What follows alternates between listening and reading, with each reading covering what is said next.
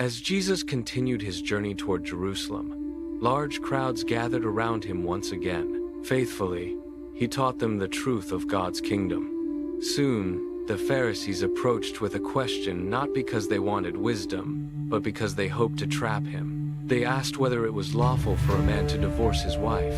Jesus pointed them beyond human tradition to God's original design.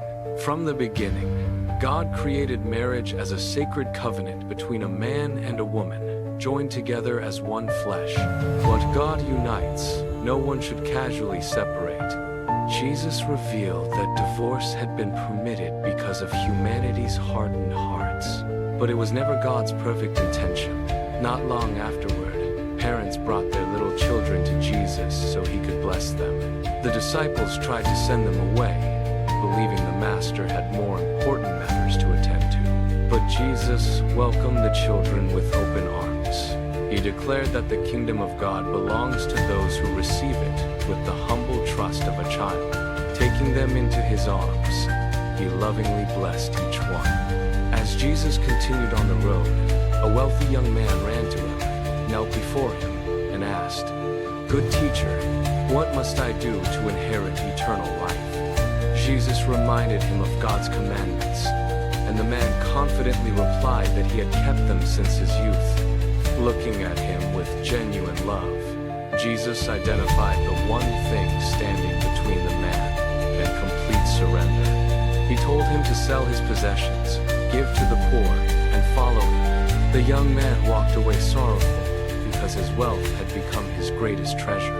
Turning to his disciples, Jesus explained how difficult it is for those who trust in riches to enter the kingdom of God. The disciples were astonished. Jesus taught that salvation is impossible through human effort alone, but with God all things are possible. Peter reminded Jesus that they had left everything to follow him. Jesus assured them that anyone who sacrifices for his sake and for the gospel will receive far greater blessings, along with trials in this life and eternal life in the age to come. He concluded with a powerful reminder: many who are first will be last, and the last will be first. As they traveled toward Jerusalem, Jesus walked ahead with unwavering determination. The disciples sensed the seriousness of the moment. For the third time, Jesus plainly foretold what awaited him. He would be handed over to the religious leaders, condemned, mocked, beaten, spat upon, and killed. Yet after 3 days, he would rise again in victory. Despite hearing this, James and John approached Jesus with a bold request. They asked to sit beside him in places of honor when he entered his glory. Jesus gently challenged their understanding. Greatness in God's kingdom is not found through status or power, but through sacrifice and service. Whoever desires to be first must become the servant of all. Jesus then revealed the heart of his mission.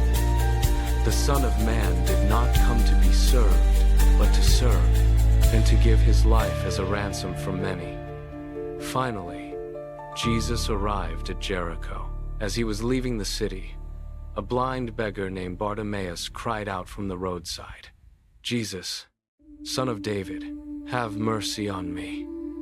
Many tried to silence him, but Bartimaeus shouted even louder. Jesus stopped.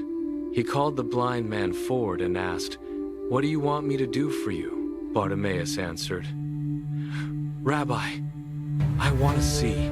Moved by his faith, Jesus restored his sight instantly. The man who had once sat in darkness rose to his feet with new eyes and a transformed heart. Rather than returning to his old life, Bartimaeus followed Jesus along the road. Mark chapter 10 paints a remarkable picture of the kingdom of God. Jesus calls his followers to honor God's design, embrace childlike faith, surrender earthly treasures, pursue humble service instead of worldly greatness, and trust him completely. Above all, it points toward the cross, where the servant king would give his life to redeem the world and open the way to eternal life for all who believe.